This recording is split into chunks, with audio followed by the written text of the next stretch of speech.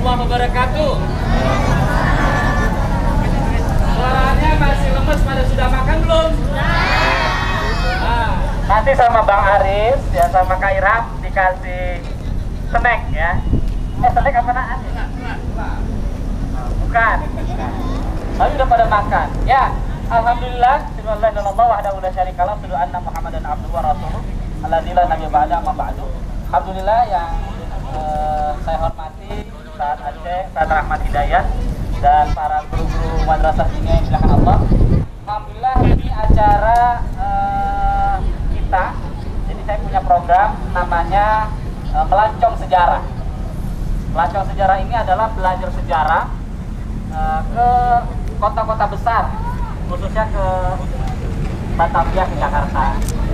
Nah, banyak sejarah-sejarah yang memang perlu kita ketahui.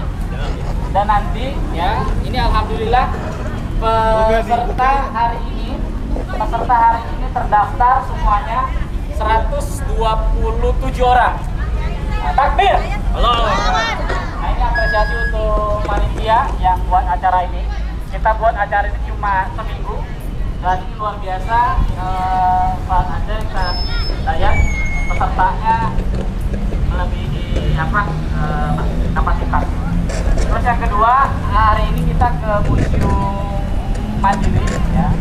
Museum Mandiri ini didirikan tahun 1920-an. Nanti dalamnya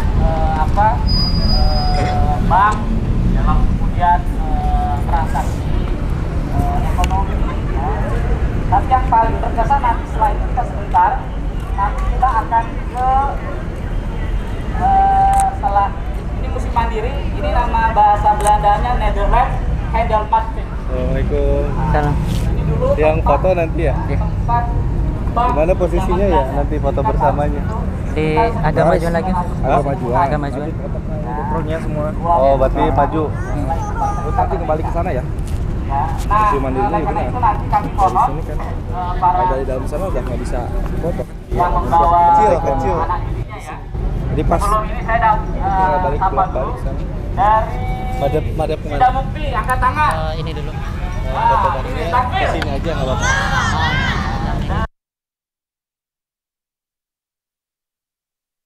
Angkat tangan. Takbir. Apa tuh orang? Dari Jaya mana? Takbir. Seleksi.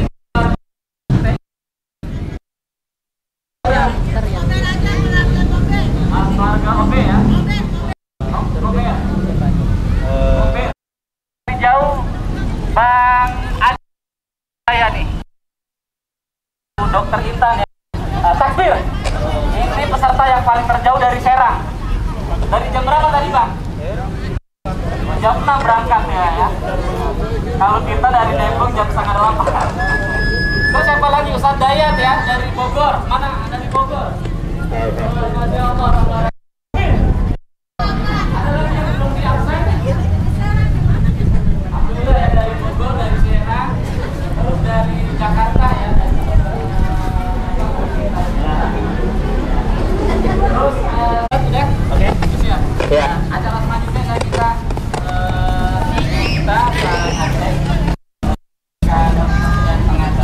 Langsung AC ini ada ininya ya, kayak Power Ranger.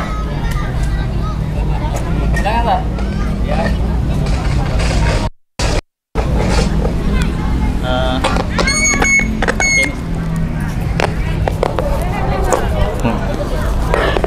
Bismillahirrahmanirrahim.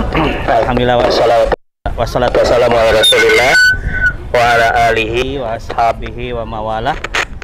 Asyhadu an la ilaha illallah wa la syarikalah wa asyhadu anna Muhammadan wa rasuluh amma ba'd. Allah Subhanahu wa taala ya. Yang mana pada pagi hari ini acara bisik-bisik ya antara kami di pengajian Sidang Mukti.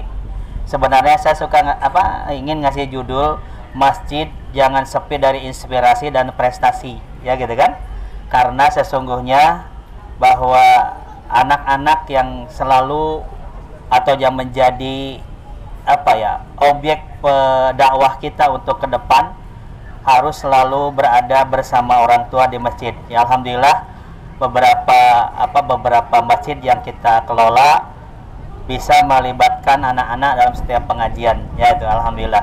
Dan saya bisikan teman-teman bahwa jangan sampai liburan di semester ini anak-anak sepi atau kosong dari kegiatan. Makanya teman-teman baik di Panmas, di mana Sidamukti ataupun di Sukma Jaya dan di berbagai macam tempat kita adakan kegiatan anak-anak baik pesantren kita, termasuk kegiatan hari ini kita mengenalkan museum-museum sejarah agar anak-anak kita tidak lepas ataupun buta terhadap sejarah bangsa ini, insya Allah. Salah satu sejarah adalah sejarah di Museum Mandiri ini, insya Allah ya. Jadi harus jadi catatan buat anak-anak bahwa kita pernah ke sini, kita ada pengetahuan tentang yang ada di sini, dan ke depan insya Allah bukan hanya ke Jakarta, tapi mungkin suatu saat kita ke tempat-tempat lain yang bersejarah, yang bisa menambah ilmu, menambah pengalaman, dan ada rasa bangga bahwa kita telah berada di tempat tertentu dan Allah memerintahkan kepada kita untuk berjalan-jalan di muka bumi, ya. Ya, Allah memerintahkan kepada kita untuk berjalan-jalan. Fasiru fil ardi, maka berjalanlah di muka bumi. Fanduru, maka perhatikan kaifakan akibatul mukadzibin. Mungkin kalau ada tempat-tempat di situ ada orang-orang yang pernah durhaka kepada Allah disiksa, perintahkan kita juga untuk ambil pelajaran di dalamnya, insyaallah ya. Anak-anak siap ya nanti untuk ikuti kakak-kakak, ustadz-ustadz, guru-guru mendapatkan nasihat, arahan di tempat yang akan kita kunjungi ya. Terima kasih semuanya atas kebersamaannya dan semangat luar biasa dari semua pihak, teman-teman yang mengadakan acara ini, kemudian juga mungkin para donatur dan yang lain-lainnya. Terima kasih atas semuanya. Aku qouli hadza. Assalamualaikum warahmatullahi wabarakatuh.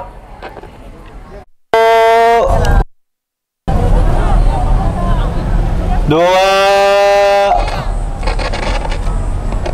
Ya, jempolnya mana jempolnya? 1, 2. Dah. Cukup? Ayo kita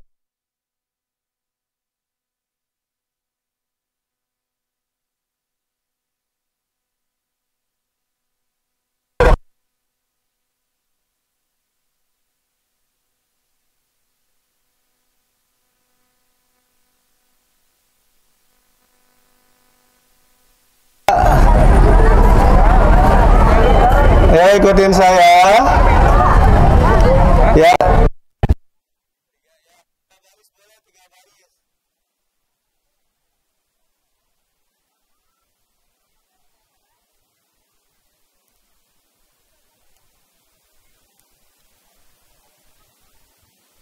Ayo sama-sama kita ikut, kita jalan pelan-pelan. Bismillahirrahmanirrahim.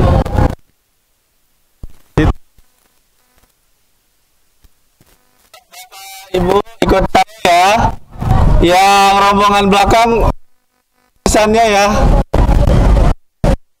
Yo.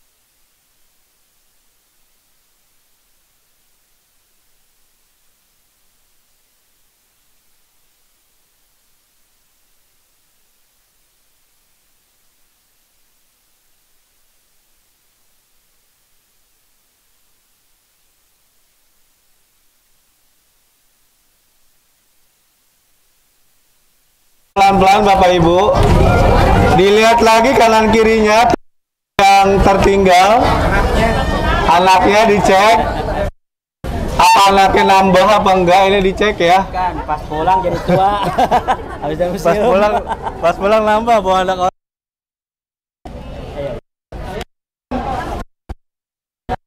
Ya, pelan-pelan.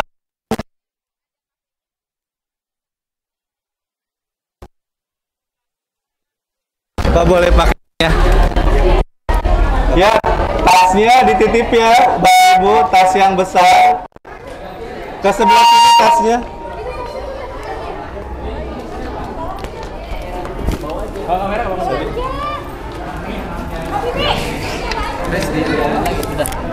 Yang tas kecil yang ada duitnya.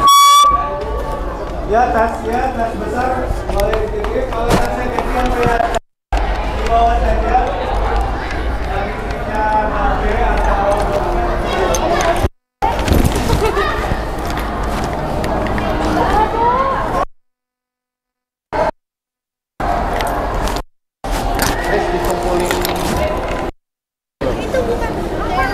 ayo Bapak Ibu.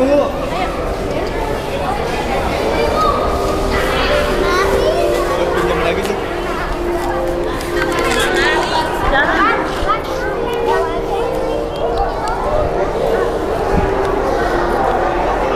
Baik Bapak Ibu, boleh lanjut ke sebelah kiri saya. Ya, yang sudah. Silakan ke sebelah kiri saya Bapak Ibu ya. Ya, pelan-pelan. Ya, silakan ke sana. Adik-adik, teteh-teteh.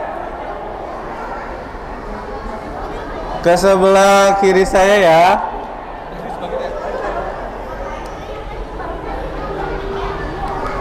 Ya, Bapak Ibu. Silakan Ibu. Ya, ke sebelah kiri saya.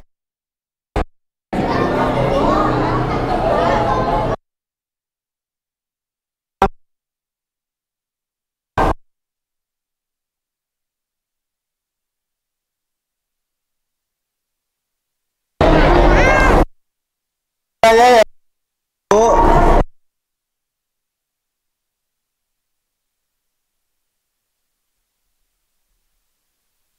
Silakan Ibu kiri. Sebelah kiri ya. Silakan.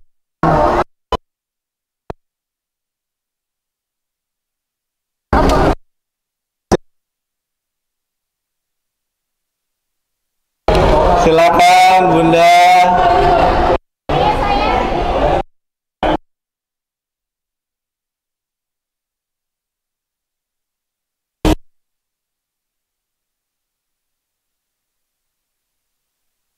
Ya, silakan.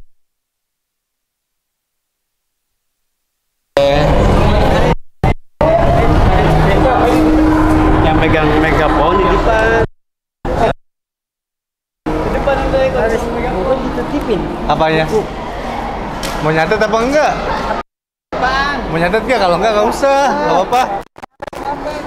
Ya.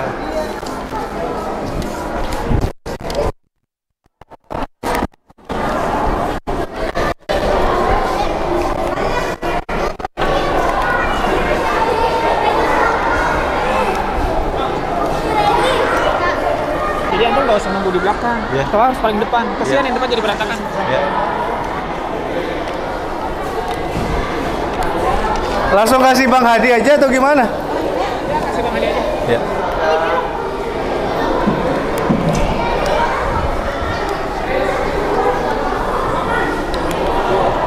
Ya, kepada Bapak Ibu peserta sejarah, silakan untuk berkumpul di sumber suara karena insya Allah akan ada penyampaian materi seputar sejarah dari Museum Bank Mandiri.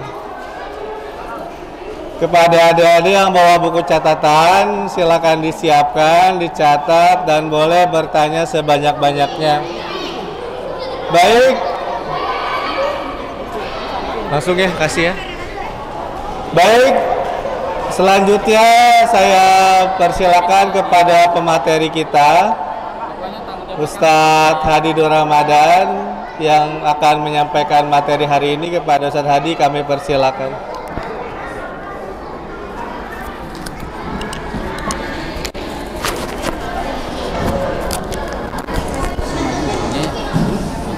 Apa? Ayo semuanya kita sambil jalan ya. Bismillah. Ikutin Ustadz. ikutin Ustadz ya. Kita jalan langsung. Nah ini kita masuk di museum. Jadi museum di sini tuh ada dua, ada Museum BI, Bank Indonesia, dan yang kedua Bank Mandiri. Jadi ini adalah bank pertama yang dibangun oleh penjajahan kolonial tahun 1920-an. Ya. Dulu ini disebutnya sebagai sebuah gedung namanya Oudestek, gedung lama. Nah ini bahasa Belanda, namanya Afdeling Bank Zaken. Afdeling Bank Zaken itu adalah kantor ya, perbankan. Nah ini bahasa Belanda ya, namanya Afdeling Bank Zaken. Nah kita masuk. Nah ini jadi pertama kali penjajah Belanda itu datang ke Nusantara dibawa oleh Cornelis de Houtman tahun 1500-an. Awalnya mereka datang ke Nusantara, ke kita atas informasi dari orang-orang Portugis. Ya, orang-orang Portugis datang ke sini, datang ke Banten, termasuk juga ke Sunda Kelapa. Karena dulu Sunda Kelapa ini masuk wilayah Banten. Ya, akhirnya mereka Cornelis de Houtman datang ke sini dan membawa sambil bawa dari Belanda ke sini. Itu membutuhkan waktu perjalanan di laut selama 42 hari. Cornelis de Houtman. Lalu kemudian dia bawa 200 awak kapal dan 116. Ya, nah ini kapal ya yang dibawa oleh Cornelis de Houtman, penjajah. Arahnya ke belakang biar nggak bunyi nyung-nyung. Arahnya ke belakang. Dan kita kenal dengan Pulau Rempah-Rempah. Jadi sebelum Islam datang ke Nusantara ya. Nah ini ada orang Eropa namanya Tom Peirce. Ya, beliau nulis buku ini namanya Summa Oriental Court Tratado Mar Roxo at Exchange. Ya, tentang beliau mengisahkan perjalanan selama di Indonesia, di Nusantara abad 16. Nah kata beliau, ini orangnya nih, para pedagang Melayu berkata bahwa Tuhan Allah telah menciptakan timur untuk kayu cendana, benda untuk pala, dan Maluku untuk cengkih. Barang dagangan ini tidak dapat ditemukan di tempat lain di dunia kecuali di tempat ini. Saya telah bertanya kepada banyak orang dengan sangat cermat dan sabar mengenai apakah ketiga komoditas tersebut dapat ditemukan di tempat lain, dan semua orang menjawab tidak. Jadi dia ini orang Eropa yang menulis tentang Islam di Nusantara itu ya, abad ya 16 dia datang dan dia cerita para pedagang-pedagang Nusantara, orang Melayu itu berkata bahwa Allah ya, Tuhan telah menciptakan timur itu maksudnya Nusantara untuk kayu, cendana, dan sebagainya. Jadi orang kita itu udah kenal Allah. Nah ini cengkeh, pala, lada hitam, ya, rempah-rempah, ya, itu, ya, kekayaan alam yang dimiliki oleh Nusantara, yang itu menjadi magnet orang-orang Eropa. Nah, kita lanjut. Nah ini cengkeh, pala, lada, ya, kayu manis, kayu cendana. Ini yang menjadi dasar ya. Anak-anak semuanya masuk. Ya, dulu. Ini cengkeh. Ya, benda ini yang menjadi ya motivasi ambisi penjajah datang ke negeri kita. Ya. Ini bukan buat bumbu masakan aja, ini juga buat rokok, buat penghangat badan. Ayo masuk. Ada yang putih. Ya. Ya. Kayu cendana. Dan ini di Eropa harganya mahal. Iya, makanya diekspor. Ya, kalau di rumah kita ketumbar itu murah, di Eropa mahal.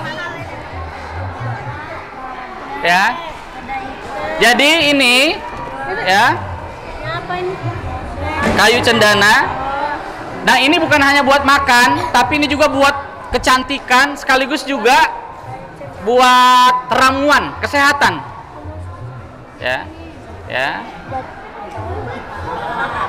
Tumbuhan ini yang menjadi dasar penjajah datang ke negeri kita abad 15. Apa? Ya. Nah,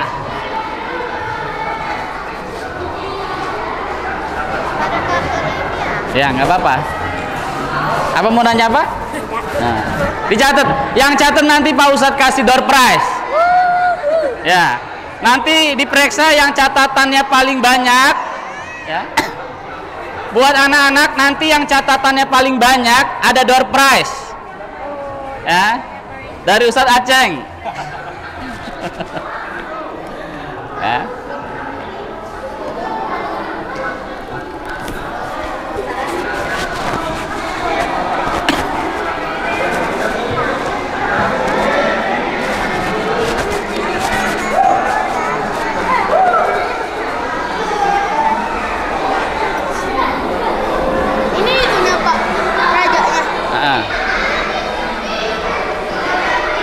Kita kumpul di sini semuanya. Ya, ini informasi yang menarik. Jadi pertama kali waktu abad akhir 15, Cornelis de Hout mendatang ya atas nama bangsa Belanda ya. Akhirnya kemudian ya dibuatlah persekutuan perdagangan namanya VOC ya, bahasa Belanda Vereniging Oost de Company, persekutuan Hindia Belanda. Jadi para orang-orang cukong-cukong, para pengusaha Belanda dan Eropa, mereka nanam invest ya, mereka nanam duit, lalu kemudian itu duitnya ya dikelola oleh VOC ya, oleh Raja William ini ya. Nah, VOC itulah yang kemudian menentukan arah penjajahan kita kemana dulu ya oleh Belanda, tapi kemudian dikumpulkan para pengusaha-pengusaha di Eropa, dibuatlah VOC. Jadi bisnisnya VOC itu ya itu adalah bisnis ya penjajahan ya. Termasuk Inggris ya.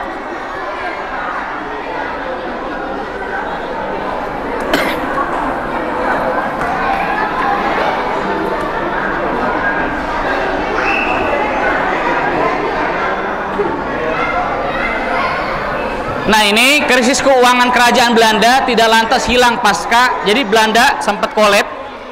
Lalu setelah VOC kolab karena korupsi tahun 1799, kemudian membutuhkan pemasukan dari negeri jajahannya. Kondisi ini yang menjadikan faktor sang Raja Belanda William I untuk mendirikan sebuah perusahaan sekelas VOC agar memperbaiki perekonomian. Jadi dalam satu tahun ya VOC Belanda itu mendapatkan keuntungan dalam satu tahun 20 juta gulden.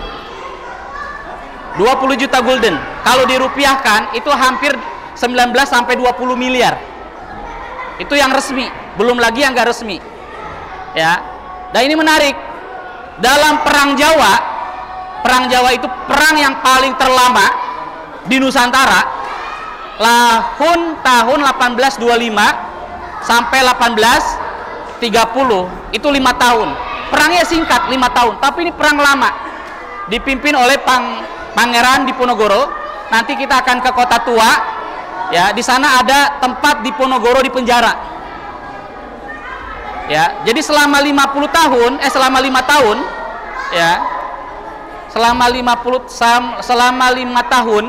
ya, Belanda menghabisi perang Jawa itu dengan sejumlah uang 200 juta gulden.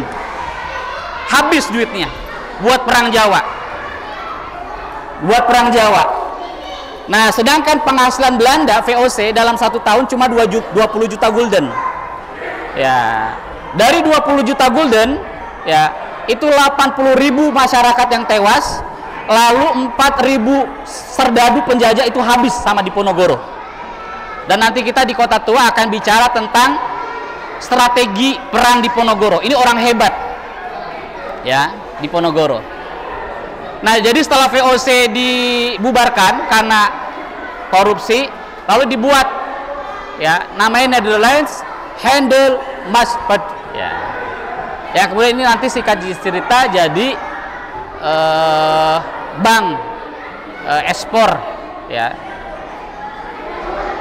Baik, kita langsung ke atas, ya.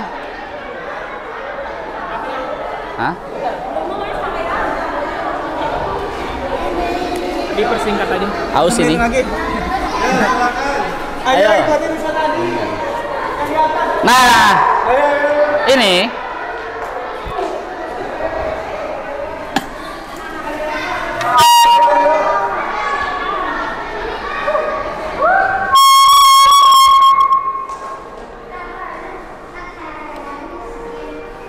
saya sudah.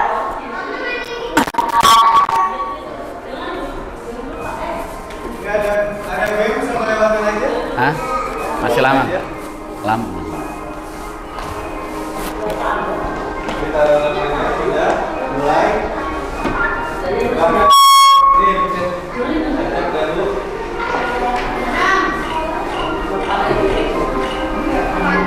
Oke, ada pertanyaan, silakan sambil berdiri aja. Ya. Nah, ini salaman apa yang ada pada foto sel tangan paksa? Ya, pilih.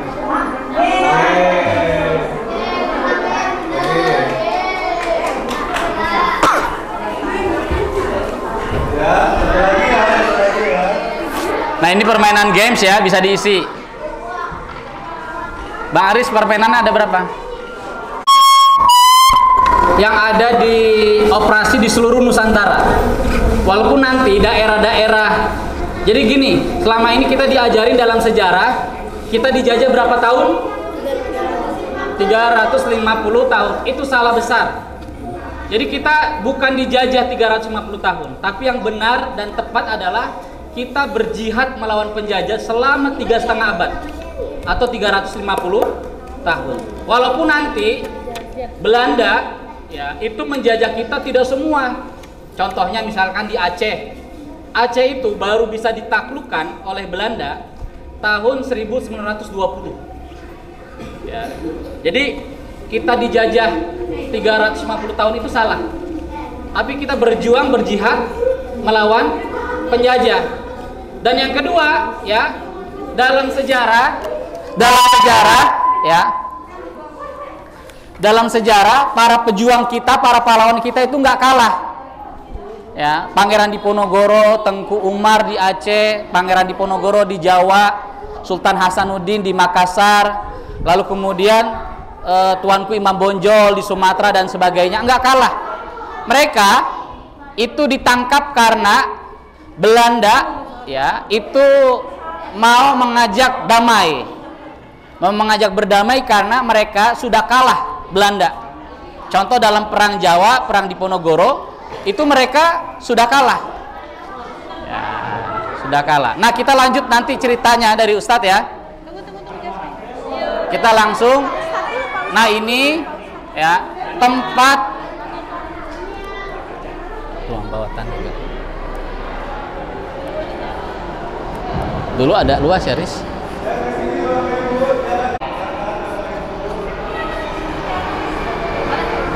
Ini mesin penghitung duit tahun 1879.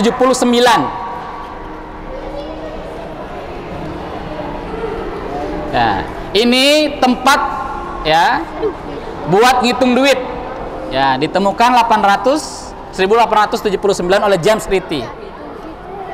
Nah, ini ngitung duit. Ya. Ayo, nggak berisik, ya. Anak-anak, ayo yang dari MD. Bang Oman pasukannya, Aris. Ya. Nah, kalau tadi yang kertas, sekarang yang koin. Nah, ini cara tempat buat ngitung koin.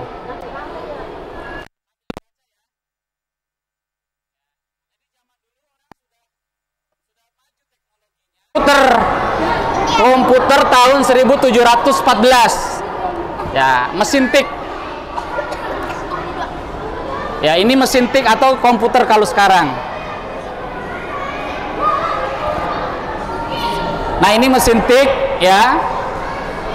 Tahun 1714. Ya, cikal bakal komputer. Mesin ketik laptop. 15 menit lagi katanya udah siap makanan katanya. Udah nunggu ya, nunggu. Ya. Nah, ini ya telepon-telepon zaman dulu.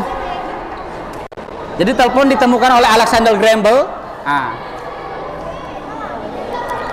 Ini cikal bakal handphone. Handphone nih, handphone. Ah, baru kalau handphone pada mudeng semua ya. Ini handphone zaman dulu ini. Ini handphone zaman dulu, HP. Nah. Ya. Di foto ya. Yang kira-kira menarik foto, lalu jadi story kalian di TikTok. 10 menit lagi. Ya. Kita foto bareng aja. Sana. Ayo.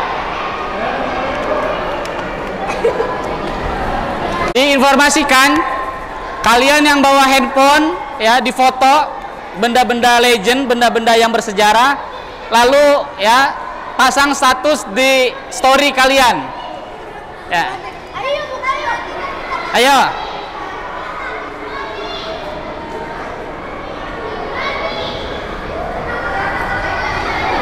Apa? Ke bawah karena bawahnya itu ada ruang bawah tanah, agak ngeri juga. Naik ke atas ya, Mas. Ayo.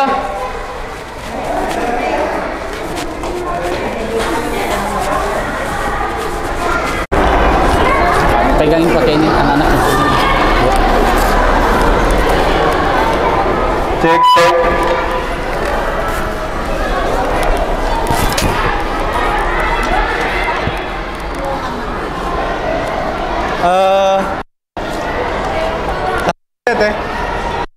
Destinasi wisata yang kedua.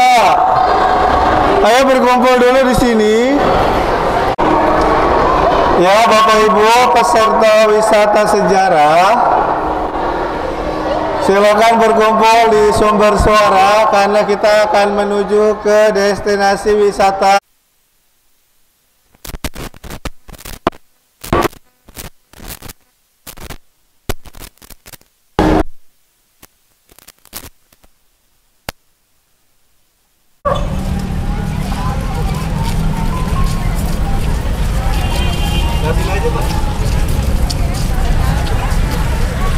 Ke sini, Bu.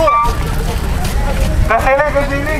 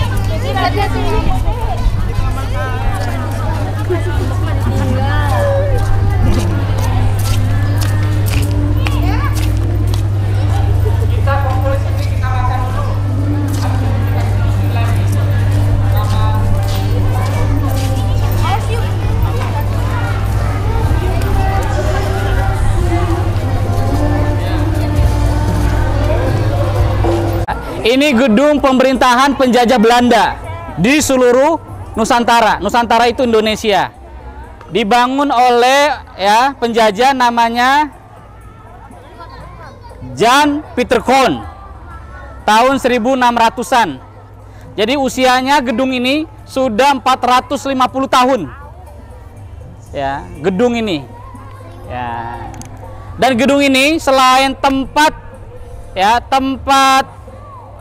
penjajahan, sekaligus juga tempat transit, ya, tempat transit para pahlawan kita yang ditangkap. Contoh pahlawan kita pejuang yang melawan penjajah, ya, yang bernama Pangeran Diponegoro.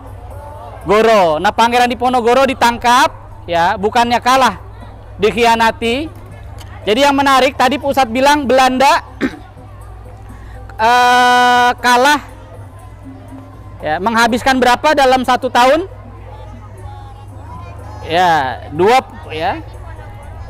dalam perang 5 tahun 200 juta gulden. Padahal penghasilan Belanda cuma 20 juta gulden dalam 1 tahun. Kemudian pada tahun 1830 tepatnya tanggal 2 Syawal.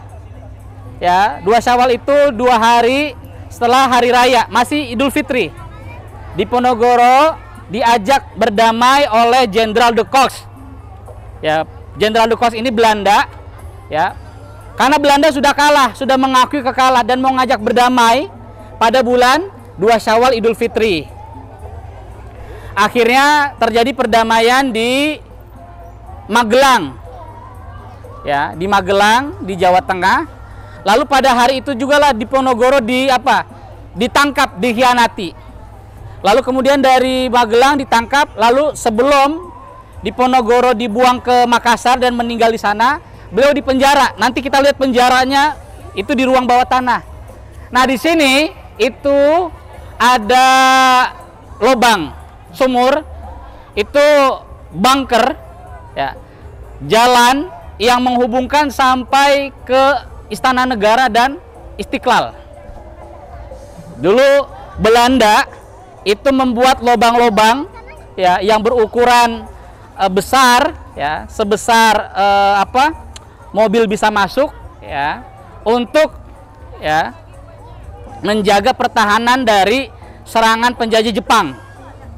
Jadi kantor ini kemudian dibangun oleh Cornelis de Houtman pada tahun 1600-an, lalu kemudian Jepang menjajah, dijadikan kantor pemerintah Jepang, ya, lalu kemudian diresmikan tahun 1980-an oleh Gubernur DKI Ali Sadikin. Ya. Nah, itu jadi itu tuh lubang itu, sumur itu bukan buat nimba air, tapi itu bunker. Ya. Bunker itu tempat, ya, tentara menyelamatkan dari ruang bawah tanah, ya, sekaligus juga menyimpan makanan dan senjata, ya, menjajah kita dengan sangat kejam. Nanti di atas sana itu ada tempat gantung, ya, gantung para pemberontak yang melawan penjajah. Ada pertanyaan, Ustadz, kita bisa dijajah nggak? Bisa. Apaan? Tidak dibunuh pertimbangannya, ya, hanya diasingkan saja. Terima kasih. Ya, makasih. Ini pertanyaan luar biasa dari ayah siapa namanya? Yasir. Ayah Yasir, ya. Nah, ini anaknya nih, Sumaya. Jadi ada pertanyaan bagus, Ustadz, kenapa para pahlawan kita itu nggak ditembak aja? Gampang. Jadi penjajah itu untuk mengecut itu apa? Memati. Baik, kita ini udah nggak kuat, ya. Ya Allah, ini Ya. gimana rasanya itu, ya? Ya. Dipotong, Pak. Badan dipotong. Ya, makanya kita harus jadi bangsa yang merdeka. Merdeka! Merdeka! Lawan penjajah. Ya. Posisi Pangeran Diponegoro di sini. Ya. Tepat di ruang ini. Merdeka! Iya. Di apa? Di arsip kolonial. Coba kalian hitung dengan jari tebal pintu 1, 2, 3, 4 jari. Kita langsung ke atas yuk. Sini yuk. Ustadz aja baru berapa menit udah apa? Pangap. Itu segala apa? Ya, dan besinya lihat tebalnya ya. Gimana kabur? Dan yang paling terpenting berarti kuatnya orang kita. Besinya saja sampai 2 kali pintunya. Kuatnya orang-orang dulu itu. Di atas, Bu. Nggak menyerah gitu ya. Gimana kuat? Yang mau ke atas ayo sama Ustadz.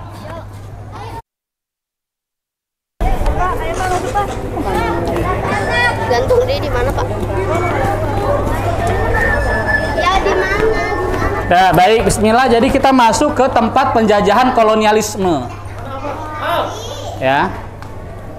Ini dibangun oleh John Peterson tahun 1600-an. Adik, tunggu dulu. Ya.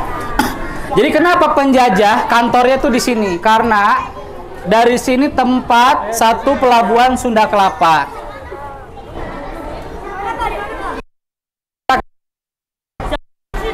Kita ke atas dulu ikut Ustadz. Ya. Kita ke dan ini pintu apa? Masih asli. Tapi yang itu bukan di penjara bawah tanah itu? Ya, penjara bawah tanah itu Pangeran Diponegoro pernah di sana.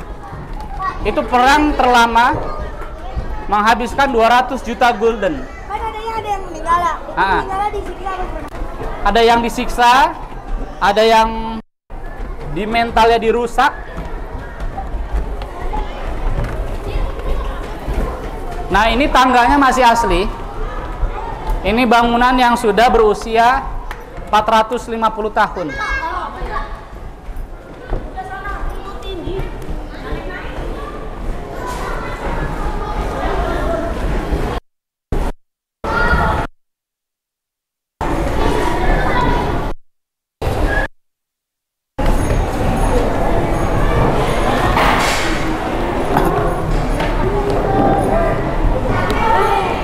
Sini. Jadi ini depan lantai 2 ya, Kota Tua, kantor Gubernur Hindia Belanda. Jadi di depan sini itu dulu depannya ada gantungan tiang. Ya, tiang ya. Para pahlawan atau Belanda itu menyebutnya pemberontak. Berapa meter, Pak, tiangnya? Dari atas ke bawah sekitar 500 meter lebih.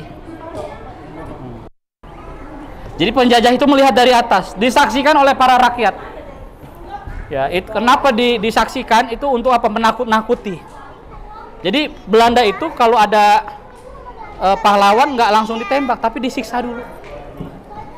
Ya, disiksanya kenapa? Mentalnya dirusak. Kalau mentalnya dirusak, otomatis para pemimpinnya dia akan apa? Bertekuk lutut kepada penjajah. Kalau pemimpinnya itu bertekuk lutut, apa yang terjadi? Pemimpin perjuangan jihad semakin mati. Ya. Jadi kita langsung, nah ini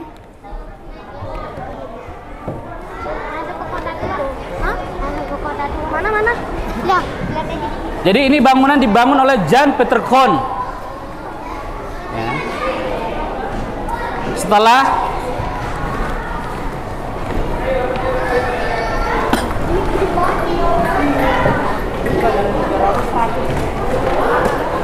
Ganjen banget juga. ayo. Awas.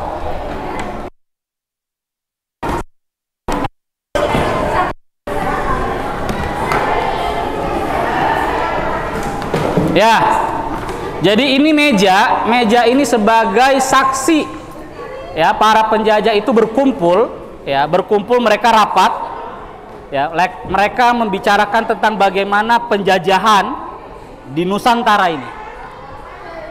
Ya, gedung ini dibangun oleh John Pieterkoorn. Nah, ini lemari besar ini untuk menaruh arsip-arsip ya, data-data seputar penjajahan. Nah, Ustadz mau tunjukin ke kalian.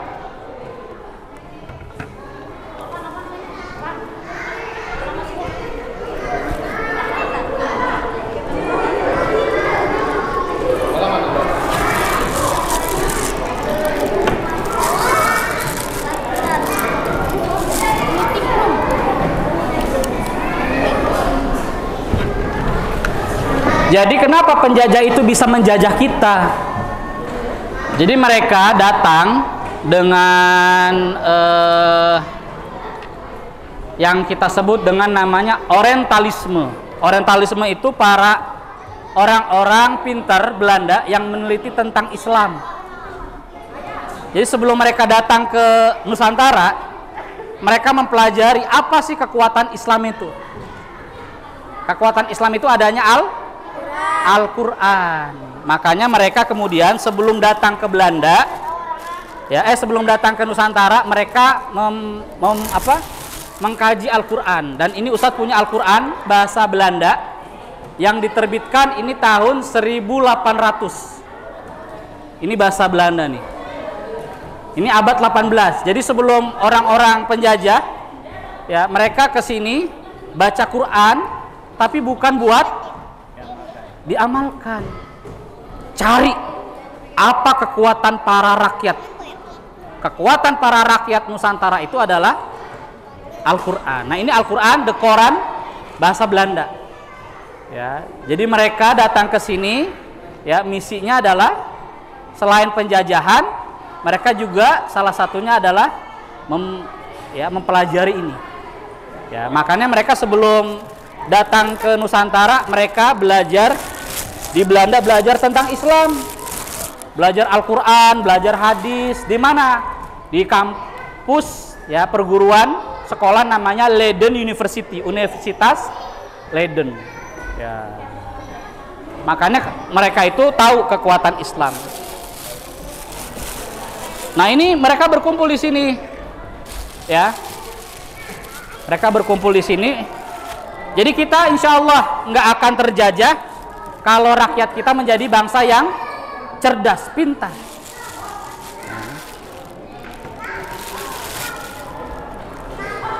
Nah, ini lukisan.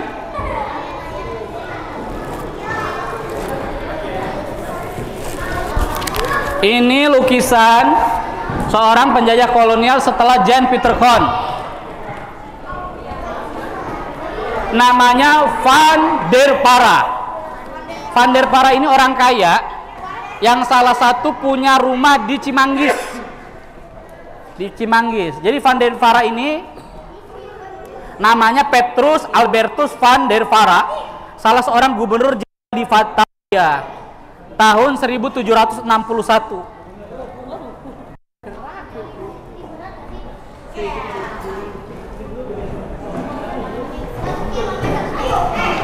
Dan di bawah pimpinan Van der Para ini ya terjadi penjajahan ya sangat bengis sekali. Jadi ini gedung bahasa Belandanya namanya Stadhuis. Ya. Stadhuis. Nah, kita lihat para penjajah, ayo.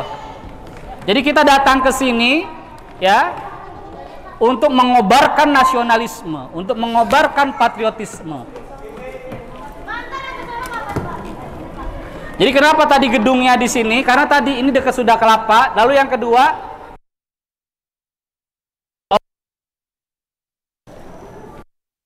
kita.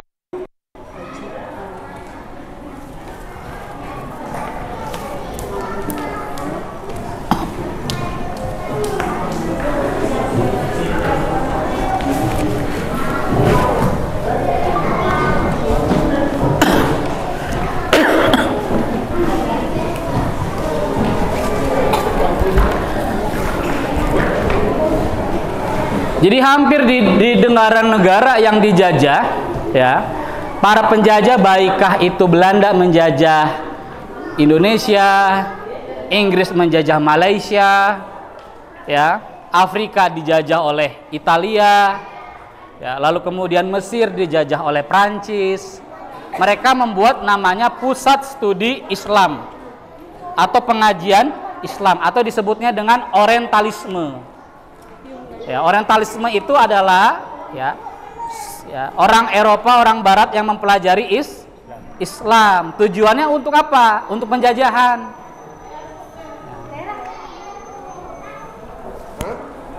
Nah ini nanti tahun 1665 sampai 67 ya Inggris dan Belanda itu bertempur. Jadi penjajah ini dua-duanya itu konflik.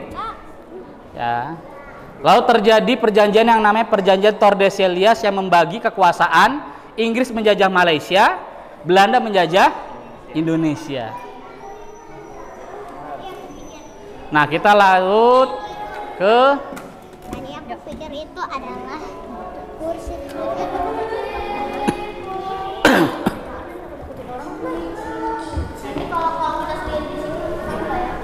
ya.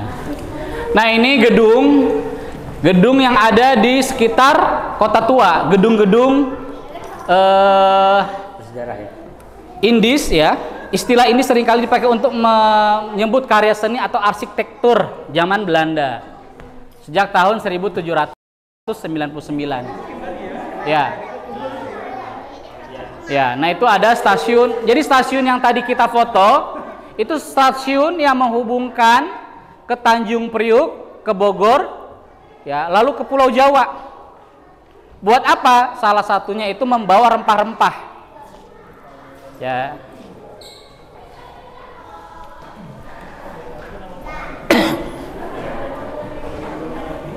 Ya. Jadi mereka awalnya datang ke sini itu ya mendapatkan informasi dari Portugis. Andai kata Portugis itu tidak menginformasikan, ya ada rempah-rempah ya yang tidak ada di negara Eropa, ya Belanda tidak akan datang ke Indonesia. Karena Portugis ya. Ya, Portugis. Ya. Dan kita juga sempat dijajah oleh Spanyol. Ya, Pak, jauh sebelum Belanda. Padahal Spanyol dulu peradaban Islam 800 tahun di sana. Ya. Jadi ada istilah knowledge is power. Ilmu itu adalah kekuasaan. Jadi untuk melanggengkan kekuasaan, maka mereka tahu kekuatan Islam itu ada di ilmu. Ya. Makanya mereka punya di setiap negara-negara yang ditaklukkan oleh penjajah, ya, kolonialisme, mereka punya yang namanya Pusat Studi Islam. Perancis punya pusat studi Islamnya namanya Sorbonne. Ya, Belanda Leiden, Inggris ya British ya. Dan jangan lupa mereka itu untuk mematikan perjuangan kita, ulamanya, tokohnya, para pejuangnya itu ditangkap, lalu yang kedua dibuang. Satu. Yang kedua, para ulama, para pemimpin kita itu kan mereka menulis, mengajar, menulis, mengajar. Maka untuk dimatikan ya spirit perjuangan nasionalismenya itu, buku-bukunya ulama kita itu diambil.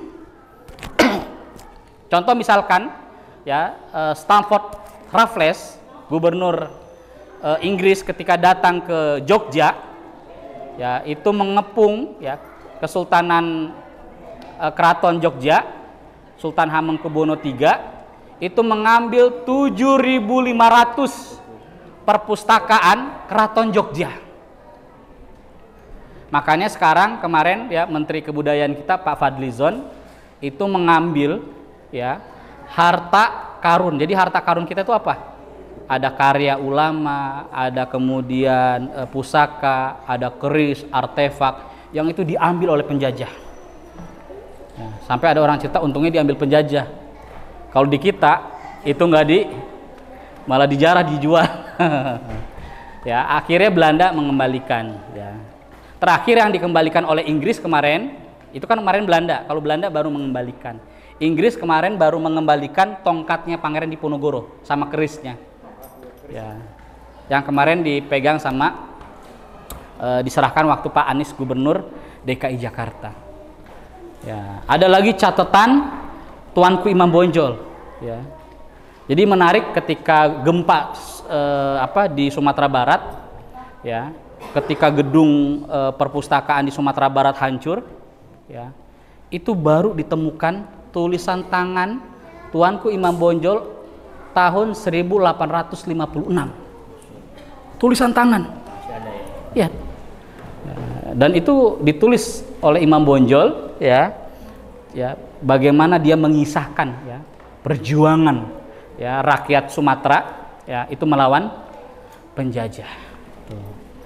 Ustadz, ada nggak titik temu antara Diponegoro, Pangeran, Tengku Umar dan semua mereka punya connect jaringan. Ya, kenapa? Mereka dapat informasi di mana? Salah satunya informasi yang menyatukan kita, ya, di berbagai Nusantara itu adalah informasi dari haji. Jadi haji itu adalah sebagai tempat, ya, berkumpulnya umat Islam menyampaikan informasi negaranya masing-masing. Itulah yang kemudian oleh Senokhorgerenya, ya, mereka melaporkan, ya, Senokhorgerenya itu usia 25 tahun nulis tentang Mekah sampai kemudian dia pura-pura masuk Islam. Ya, dia mengatakan orang yang pulang dari haji itu lebih radikal.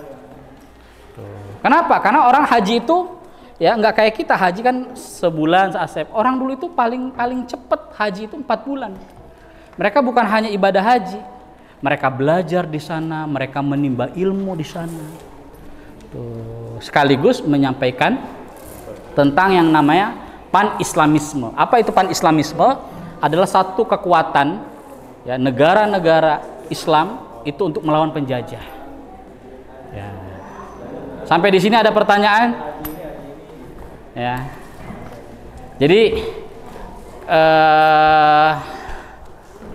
ya, tempat ini, ya, sebagai saksi, ya, untuk kita belajar tentang penjajahan kolonialisme. Ya. Makanya dibuatlah satu program yang namanya nativisme, gerakan yang ingin menghilangkan Islam dalam pentas sejarah. Nah, yang berjasa besar salah satunya itu menghilangkan Islam dari Indonesia itu adalah Stamford Raffles. Ya, Raffles itu dia nulis buku tentang Jawa, The History of Java, tebelnya segini-gini. Jadi, kenapa kita bisa dijajah? Mereka meneliti kekuatan dan kelemahan kita apa.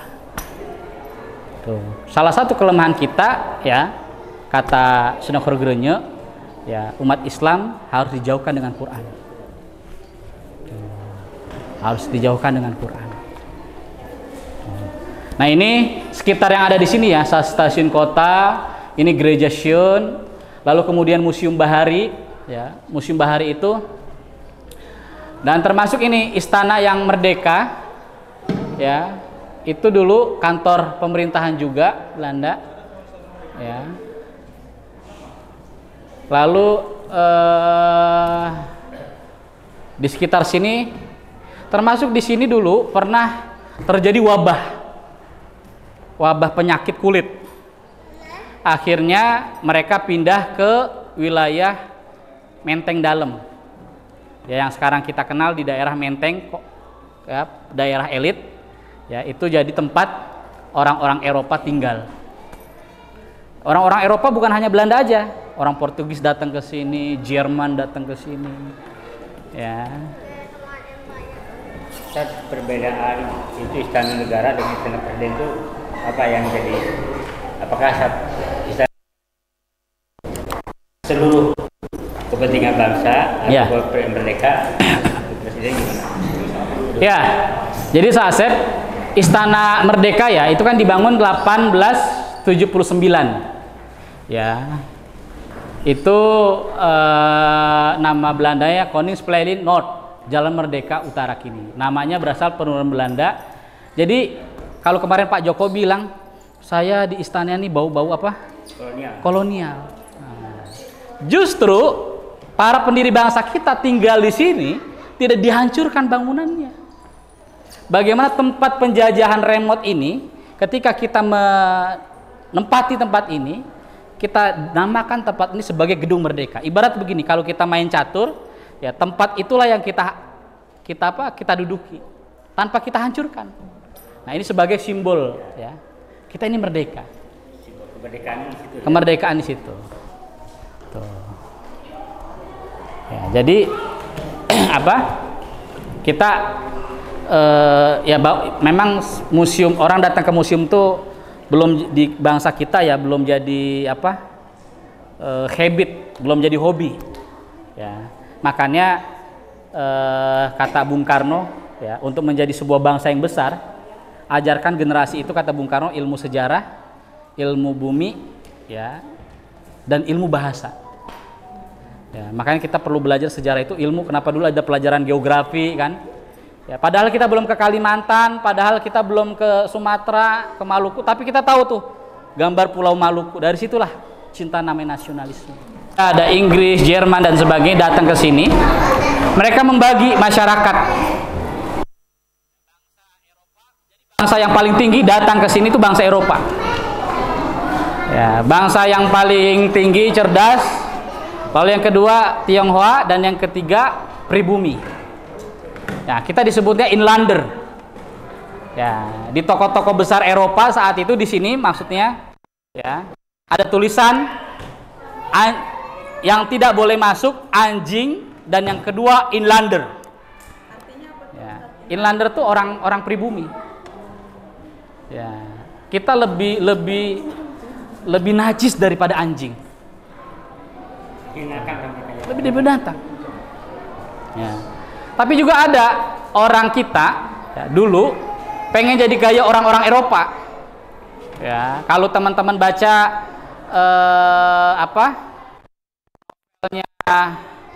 Abdul Muiz ya, tokoh Sarekat Islam ya.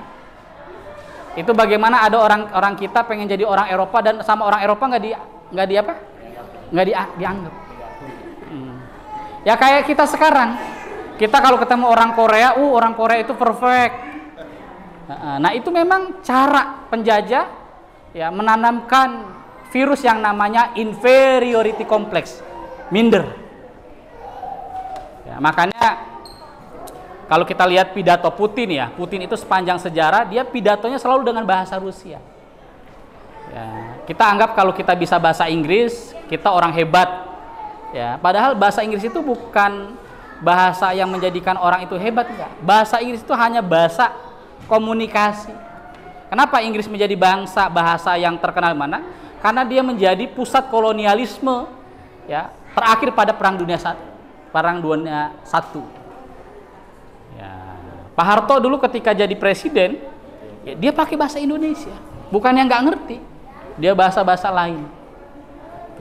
Jadi kita kekeremahan kita, ya kita lemah di bahasa.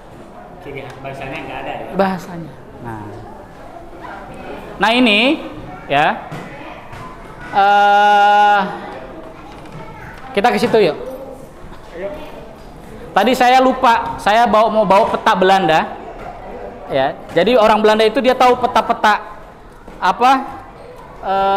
daerah-daerah yang subur. Tambang ya? Iya. Jadi kalau kita ke museum itu geologi di Bogor, itu ada museum tanah disebutnya. Jadi ada alat tancep itu, terus dimasukin ke lab, tanah itu mengandung apa, lalu yang kedua material apa. Jadi kalau kita ke Bogor ya, itu ada makanan enak, tapi jangan makanan enaknya ya. Ada museum geologi, museum tanah, ya, zoologi, dan di situ juga ada geologi. Depannya zoologi ya. Nah ini yang geologi, itu tanah tempat di mana laboratorium ya para penjajah itu ya mencari. Jadi penjajah itu mencari kekayaan alam kita. Awalnya memang rempah-rempah, tapi kemudian apa? Kekayaan ayam yang lain. Terakhir, sini.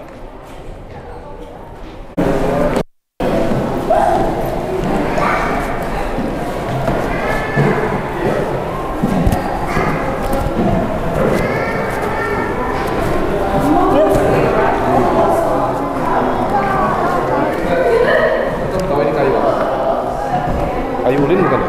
Kalimantan. Satu tempat juga ya, ketika tahun 1920 ya, kemudian Belanda membuat sebuah ruang tata kota. Nah, yang disebut dengan tata kota kelola modern. Ya, karena di sini wabah, lalu kemudian mereka pindah di daerah sekitar Istana Negara. Wabah lagi mereka pindah ke Menteng. Makanya kalau kita masuk ke wilayah Menteng itu wilayah elit. Nah, ketika kemudian Jepang masuk, Belanda itu pada ditangkep-tangkepin, lalu kemudian itu jadi tempat pendudukan Jepang. Nah, ketika kita merdeka, ya, kankannya itu tokoh Islam, Jaksa Agung pertama, namanya Mr. Kasman Singodimejo. Lalu kemudian rumah-rumah itu dijadikan tempat tinggal para pahlawan. Agus Salim, Muhammad Nasir, Bung Hatta, ya, Bung Karno dan sebagainya. Jadi para pejuang kita itu berjuang itu nggak punya rumah. Nah, Agus Salim itu sepanjang hidupnya ngontrak tinggalnya. Kadang di Tanah Tinggi, kadang Tanah Tinggi itu, kadang di Bogor dia pernah. Makanya mereka meninggalkan itu, para pejuang kita, ya, nggak meninggalkan harta, warisan perjuangan. Tuh. Nah, ini kemudian tata kelola ini dibangun ya oleh kolonialisme ya. Harusnya kita nanti ke depan kita bisa ke Museum Bahari ya. Museum Bahari itu tempat ini galangan kapal ya, rempah-rempah sana. Jadi kantornya di sini Mas Adi. Lalu kemudian rempah-rempah gudang-gudangnya itu di sana. Dan kalau teman-teman jalan kaki dari sini sekitar 15 menit jalan kaki, itu gedungnya sepanjang dari Panjang sampai ke mana yang Anies Baswedan itu bangun?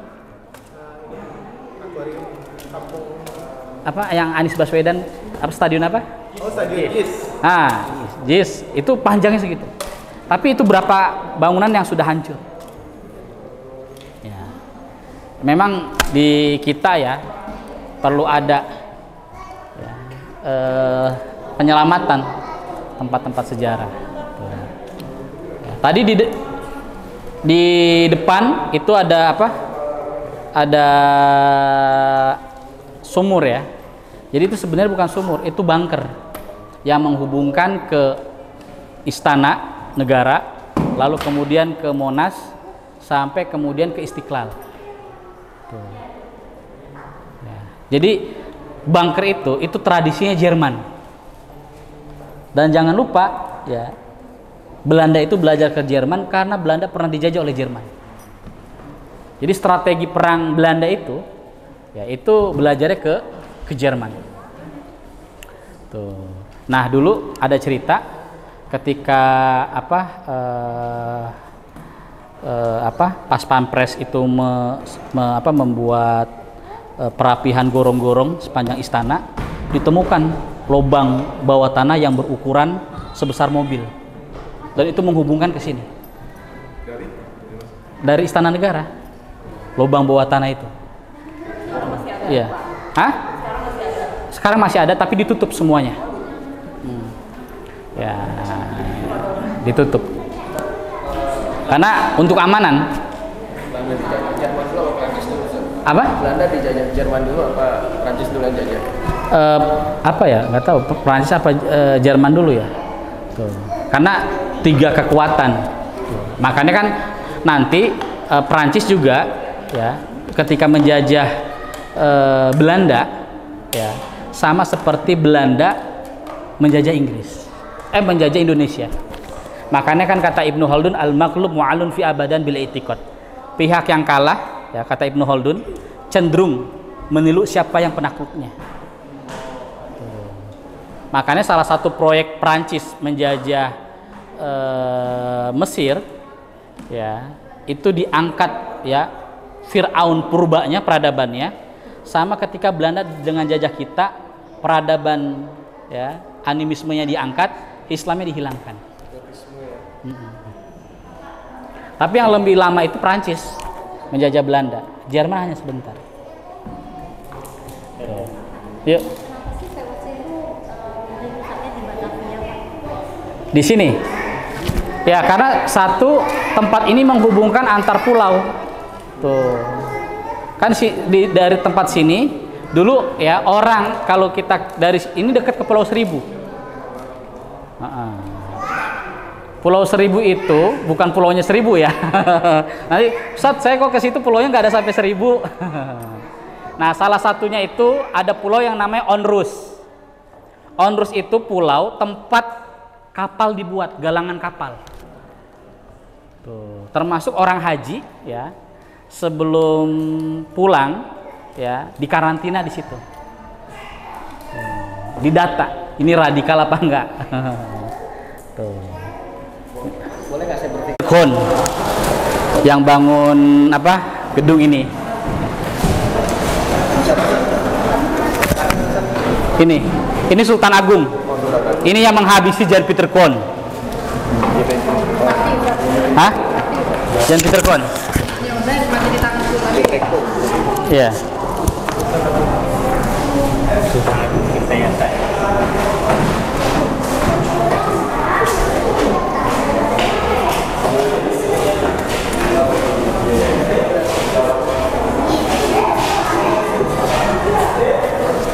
Ini lukisannya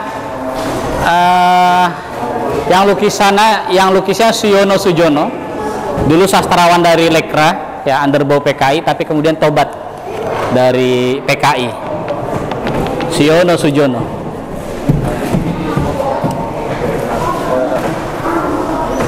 Dan di tangan Jan Pieter Kon itu 2000 orang dihabisi dengan tangan besinya ya.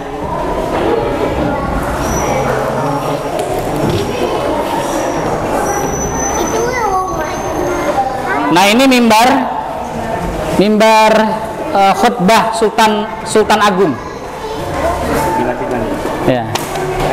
Di masjid ini apa?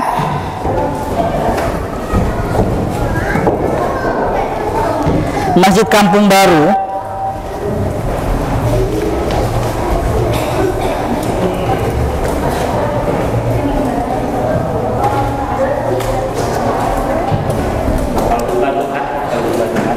Ini khutbah Jumat.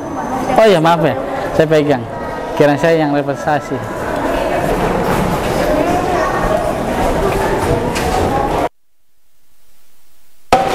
Salman. Kita lewat sini nih.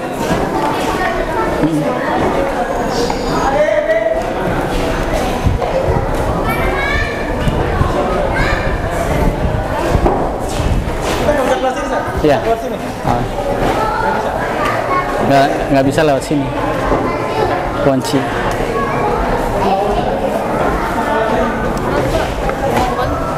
Ini nggak bisa dibuka ya? It's not an art American fund head out. Regarded ini ya dari Van den Heart ya, Gubernur Jenderal John Van Horn tahun 1710. Nah, artinya dulu ada artinya di sini saya lupa. Nah.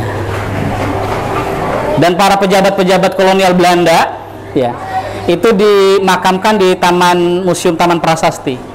Makanya tempat depan itu adalah patung Yunani Dewa Hermes. Hermes itu adalah penyampai pesan Tuhan.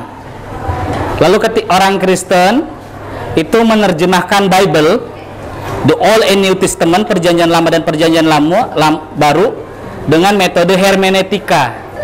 Nah, hermeneutika itu berasal dari bahasa Yunani, Dewa Hermes. Ya, nah sekarang sama kelompok-kelompok liberal itu metode Bible dipakai jadi metode Quran. Nah itu kan kacau. Baik, kita langsung kumpul dan berpres.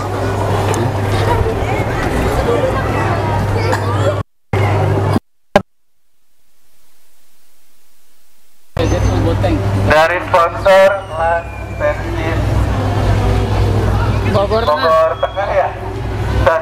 Oke.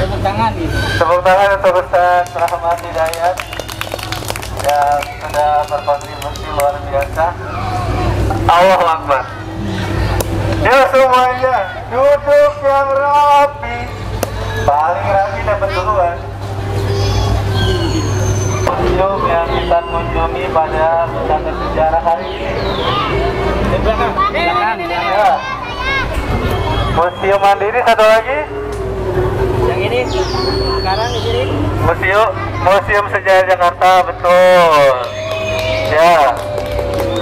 Dapat duluan ya. Pertanyaan kedua.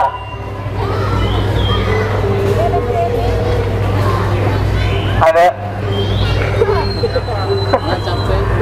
Pertanyaan kedua. Siapa nama narasumber yang membimbing tur sejarah kita hari ini? Ya. Pak Ustadz Hadi, ya dapat. Satu lagi, kalau bisa menjawab maka semuanya dapat hadiah. Apa yang kasih sambutan?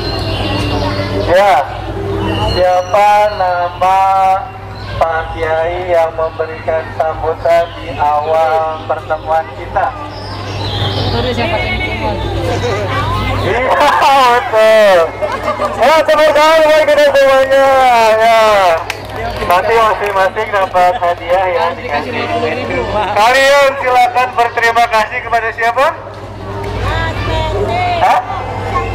Terima kasih Zahira ya, 1, 2, 3.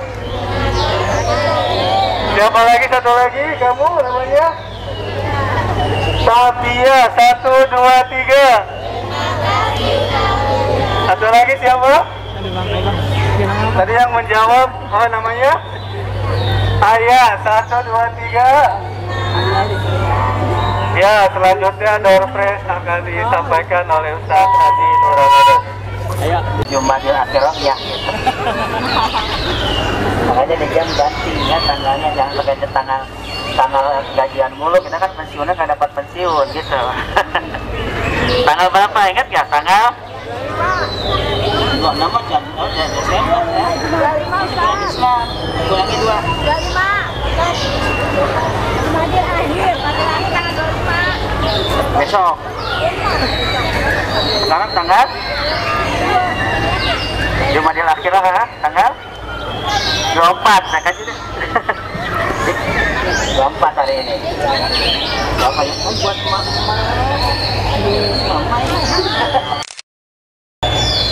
Baik, pertanyaan kedua yang gampang aja, kita belajar sejarah ya. Ya, materi Ustaz yang paling banyak tulisannya. Ayo cek buku-buku, cek buku. Mana? Nah, catatan dicatat. Ini tuh, lihat ini. Dicatat. Airam, bantu Airam. Oh, Masya Allah, 3 lembar. Takbir. Oh, ada.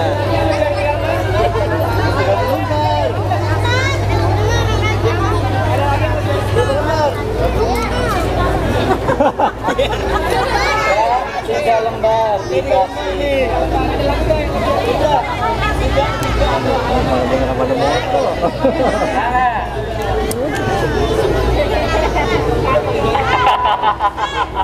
Ini gimana teh ini? Aduh. Siapa lagi yang menjadi ini? Dilengkap.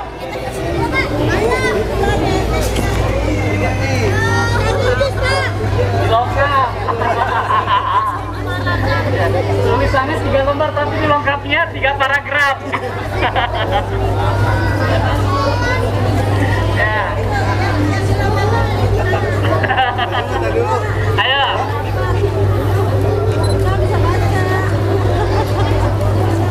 Siapa yang belum dapat sama? Siapa yang bisa menjelaskan tadi terakhir dikasih komik? Ayo sob, komik. Judulnya komik Alam Kubur. Alam Kubur. Komik Alam, ini komik yang best seller. Ayo. Ya kalau enggak, ya.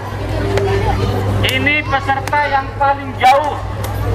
Peserta paling jauh, Bogor yang paling ujung. Jauh ke dalam kubur lagi. Yang paling jauh.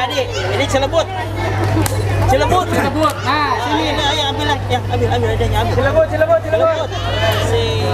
Siapa yang paling jauh Cilebut? Takbir. Allah Akbar. Dah.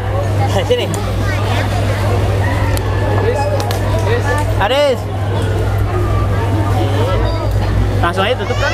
Enggak tutup.